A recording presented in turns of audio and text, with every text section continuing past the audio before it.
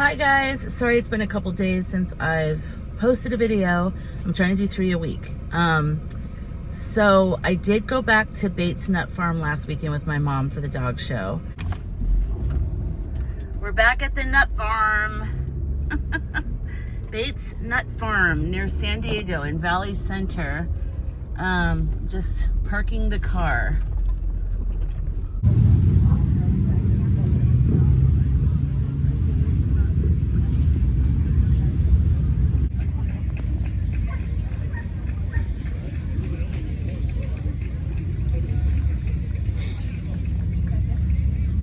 And it was a beautiful day. It was like in the 70s because last time it was kind of hot, but towards the end of the day it got really hot and I was like, no thank you. But we were really busy and it was just, I don't know, I just didn't feel the vibes to film. I started to film and then I was like, isn't this the exact same stuff that I had from before? I'm like, no.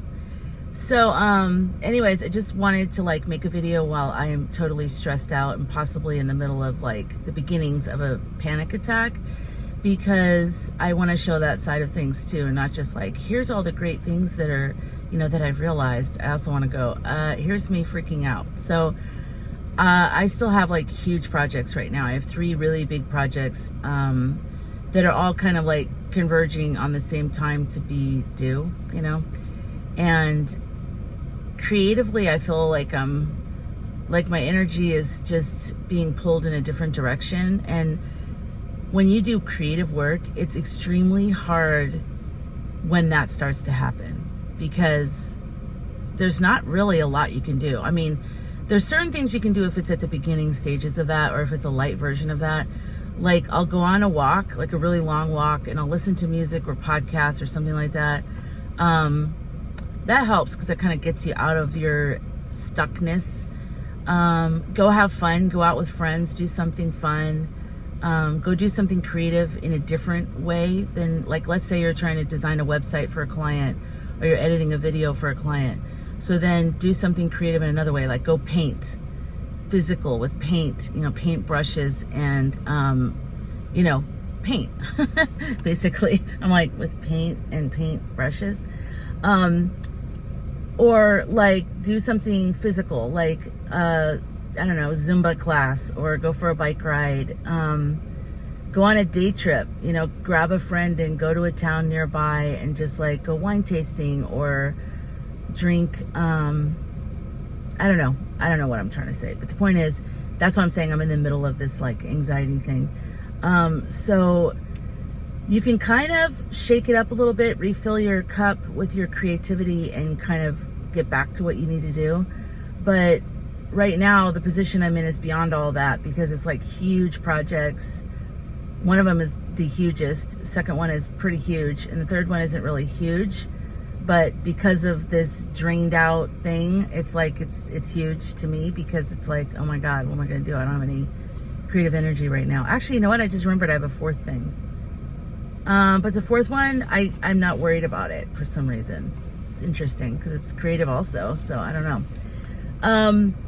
All I can say is, like, for me right now, I have anxiety. I'm going to go get something to eat. And I'm going to go get some coffee, which you probably shouldn't have coffee when you have anxiety. But this is the 3rd day of me pushing past it, just raw, organically pushing. And now today I need to actually kind of trick myself into getting across the hot coals of these projects. So yeah. And then also one of them is a video for a client, which I've talked about before. And remember how I talked about in the last video, or one of the, yeah, I think it was the last video, how I wasn't going to do summer movie nights this summer. Well, another thing I'm not going to do anymore. So this is all like post burnout, post grieving, post loss. When I started to want life again, because that was the whole thing. Okay, I know I'm going on a tangent, but this is important.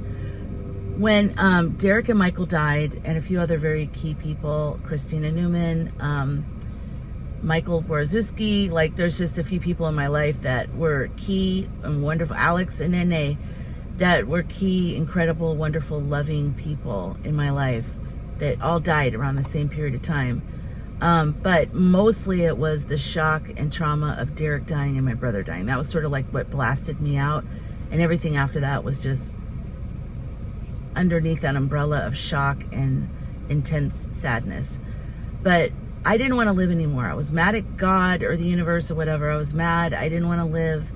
And it took me a couple years to want to live, to want to do anything. I didn't want to do anything that would help anybody because I felt like my whole life was about that. And then I just felt like God took away these two people that were for me, that gave me joy and love and goodness, and that all went away. And it's just kind of like, why should I do anything to better things when no one cares about what happened to me or what, you know what I mean? It was just deep pain, and it was deep feeling of betrayal from God and the universe and just shock. And I'm still not completely over that. But I know one day I'll understand why they died. I know that we come here to learn. This is my belief. We come here to learn. We come here to experience all of this. And I know that this is part of all of that. And on some level, a deep level, a higher level, I agreed to all this as my life plan. But me, the person that's making this video, did not necessarily consciously agree to this. So this is part of my lessons, though. These are all part of my lessons. I'm learning how to go on without people that really love you unconditionally and what that feels like. I mean, I have a couple people, but I really don't feel like, it felt like Derek was from my planet, and then Michael was my first best friend growing up with him. I just trusted him. At the end of the day, no matter what, he would be there. So, so to not have that, I didn't want to live. So anyways, when I started to want to live again, that's when I made my documentary Soul Providers. And so little by little, I started wanting to do things, and I wanted to do a podcast. So I started I Have Dreams, Dammit, and I love that podcast. All the links are below if you're interested in checking any of this out. So, and the I Have Dreams, Dammit, I talked about the journey of going for your dreams, and sorry, I'm shaking my leg and I just realized the camera's going like this. And I just love my podcast because it's reminiscent of when I would go live on, Blog TV back in the day when I first started YouTube and all that, is before you could go live on YouTube. And, and I would connect with people and stuff. And so it was sort of like that, those kind of messaging, and I loved it. So then I started another podcast called Death Talk Podcast, where I interviewed people talking about either their own near-death experiences or their experiences with loss, if they lost somebody, what they went through. And that was very healing for me, and I do want to continue that, but I'm on hiatus on that one, on both of them actually. And then I started the film festival, the Ag and Art Film Festival, which was very personally rewarding. I really loved it. And then I started the magazine, like I told you guys. And then what else?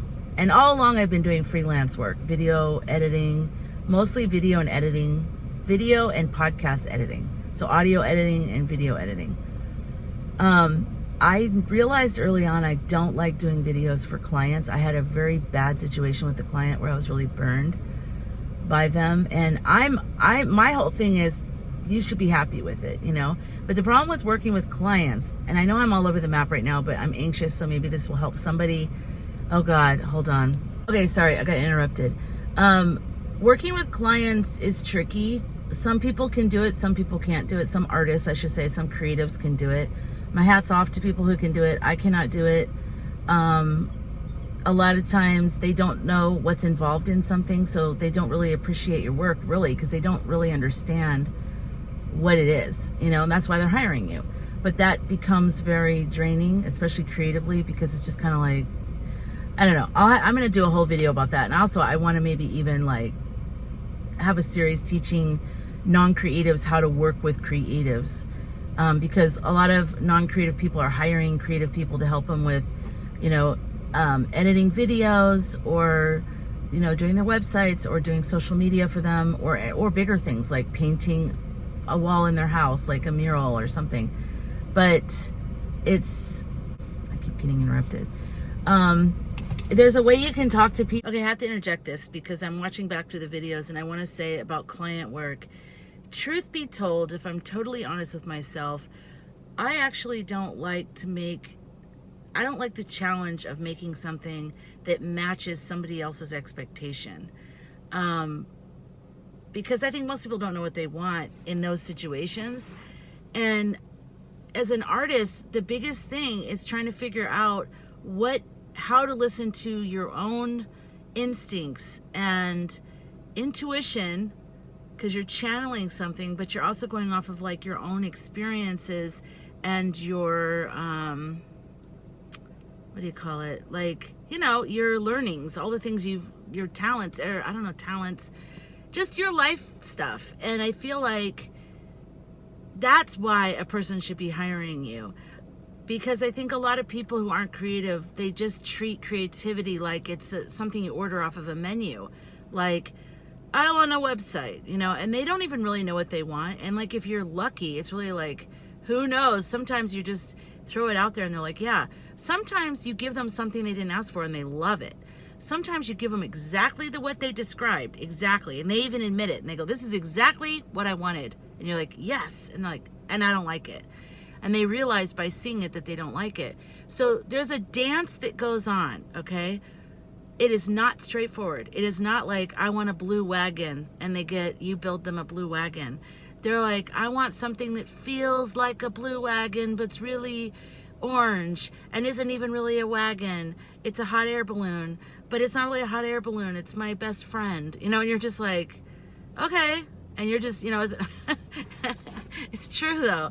And it's like, but anyways, all that aside, so the whole thing, and I do want to talk about clients someday, because I think it's important for people to understand this side of it, because I kind of feel like I understand the other side of it, because anyways, I don't know, I don't want to get into that, but the point is, I do want to talk about that someday. But if I'm really, really, really, really honest with myself, my life's journey, a big, huge heart of it is learning how to manifest the things that are inside of me. And I like that journey. And that's why I consider myself an artist more than I consider myself, you know, a person that can do creative projects for clients. I want to follow my intuition and create something creative, artistic, and have that resonate with people, have that connect with people, or not. Sometimes it's just about the process. But, you know, really it'd be nice if it did resonate with people. But that's the difference. And I just want to kind of say that it's ultimately, the whole client thing is about me.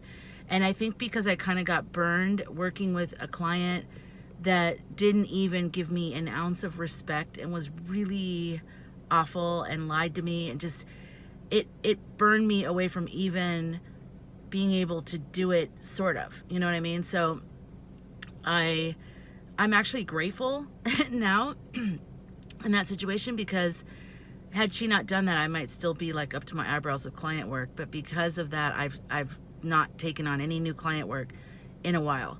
And I'm just finishing off stuff from, like, this video project is from before COVID. So we're just resuming everything. So I just don't want to sound like I'm a victim, like, oh, this stuff happened to me and that's why I don't like it. That's not true. That's true for a percentage of it, but I'm the type of person that I would have gotten over that. If this is what I really wanted, I would have processed that. I would have seen it for what it was. I would have moved on.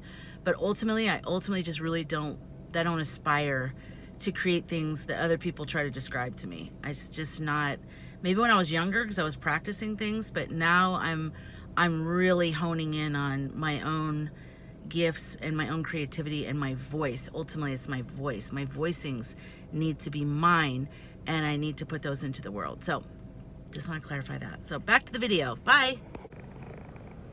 I just had to switch phones because the other one, memory is full, because I haven't taken the memory off yet. It's just like, meh. Okay, this is all going towards something. I just want to say, first of all, what I did was, right after I wanted to live again, I just did everything that I wanted to do just to reignite myself, to try to figure out who Lisa 2.2 or 2.0 is. Who am I? Like, what do I want to do? I don't know. I want to do everything and I want to do nothing. So what do I want? So I tried with the podcast. Not tried. I love the podcast. I will continue the podcast, both of them. Podcasts, plural. But podcasts, working with clients with video and podcast editing, and what else? Like all kinds of stuff, right? Some of it was based on survival, because some of it is like, you just have to do what you have to do to survive. And also some of it is because I genuinely like helping people, and it like fulfills me along the journey of everything that I'm doing. So I did all these things, and now it's kind of like if a plant almost died, and now all the branches have come back and all the blossoms have come back, but now it's like this wild and crazy thing, and it's all over the place. And now there's branches that are pulling from the resources in the roots that maybe don't even need to be there anymore, that are probably just, they were there to help the overall plant get healthy because they absorbed oxygen and everything else. But now I want to prune the tree. I want to prune it down to the essentials of what I really want for my life, so I can start to sculpt the future for myself and the things that I want. I now have experienced fully all these wonderful things, and I'm so grateful. I'm so grateful that I wanted to live again. I'm so grateful that I got to experience these things. I'm grateful, believe me, I'd say every night before I go to bed, thank you, God, for the opportunity to even rediscover all of this, that bombs aren't being dropped on my roof right now, that I'm not wrongfully imprisoned for a crime I didn't do, or that I'm just somehow, stuck somewhere, kidnapped, I don't know, whatever. And I literally think about these kind of things. So I focus on my gratitude of like, I'm so grateful that I'm even in a position to even do this, to even have an opportunity. But now the change needs to happen, because I can feel it's pulling on me, and it's pulling on me. And usually that's not the feeling. Whereas other people probably look at me and go, God, you do so much. I don't feel that way. I feel like I'm doing the exact amount I want to do. It's a lot for most people, and I know that, but it feels good to me. But now I'm feeling like, okay, now I need to prune the tree. So there's like things that I've committed to or that I'm doing that I want to phase out. And video production for clients is one of those things. I don't want to do video production for clients anymore because my heart is not in it. And my heart, I want to reserve my energies to build back up again for my own creative video projects, film projects. That's what I want. So I can't do it. I tried to have them coexist. They don't coexist. So that's something I would like to phase out. And just really, ultimately, any client work. I mean, I would really like to have something be more condensed. I like client work with certain clients and with certain situations, but it's hard. If you do client work, you know what I'm talking about. It's hard. But I mean, it's also not hard if you have a good client. It's amazing. It's like, wow, this is great. I get to do this and get paid. It's amazing. But yeah, so I'm at the point now in my healing from grief and burnout and just life almost ending, to where I'm ready to like prune the tree now and prune my life and figure out which branches are going to stay. That's what they do when you're pruning anything. But like, I know with the grapevines, you look at like the future. You look at what you want, where you want it to grow. Where do you want the next, harvest to come from? What branches? And so like I mentioned before, I want to go back to school, and then there's all these other things I want to do. I have to change hands again. And sorry, this is so close. I need to get I have a thing for my windshield, but I lost the front part, so I just have to find it. But that's part of it too, is that my life has become out of balance, kind of like a tree that has a whole bunch of branches on one side, and the tree starts to lean and like it's gonna fall over if there's a storm. I feel like that. I feel it pulling at my roots, which is my groundedness and my connection to being here. I feel the amount of things that I'm doing that aren't in alignment with my truest self anymore, pulling on me and throwing me off balance. And so for that reason, I want to prune it back too, because there's this whole other area of my life that I've kind of neglected, which is self-care, which is like grieving and going through trauma and going through just, and there's just been constant loss after the death loss. There's been some significant friendship loss, which I'll talk about in the future. But that constant grieving, that rolling grieving, it wears on you. It ages you. It's done a number on me. And what I really am craving is to spend more time on myself, to work on healing myself, to get back into acupuncture. And I've started working out in January at a health club, which is great, but do more of that and do more of like really, getting my hair done more often. Like, look how gross it looks right now. It's so horrible. Anyways, just really taking care of myself and kind of like coming back into the present moment and caring for myself. And so that's what I want to do. So I can't believe I'm starting to feel better. This is crazy. It's weird how sometimes talking about stuff for me really helps me. So thanks for listening. No, but if you're, if you're ever going through something, it might help sometimes to picture your life as a tree and just think of like, where are you out of balance? Are you in the time in your life when you're dealing with your roots? Are you dealing with expanding your branches into the sky? Are you trying new things? Are you reaching out and, just into new territory? And that's what I do. So I kind of picture it, and I really do see this tree that's off balance. And ironically, there's a tree at my mom's place that's off balance like that. That one whole side of the tree is, I just keep thinking if a monsoon comes through, it's gonna the whole tree is gonna fall over because it's off balance. And I relate to it. I go out there and go, same tree, twins. Yeah, because it's not a good feeling. And it's just always rechecking in with yourself and checking back and saying, how do I feel? How do I feel? And so I do feel anxious. I do want to clear these projects out and rearrange stuff. And one more thing.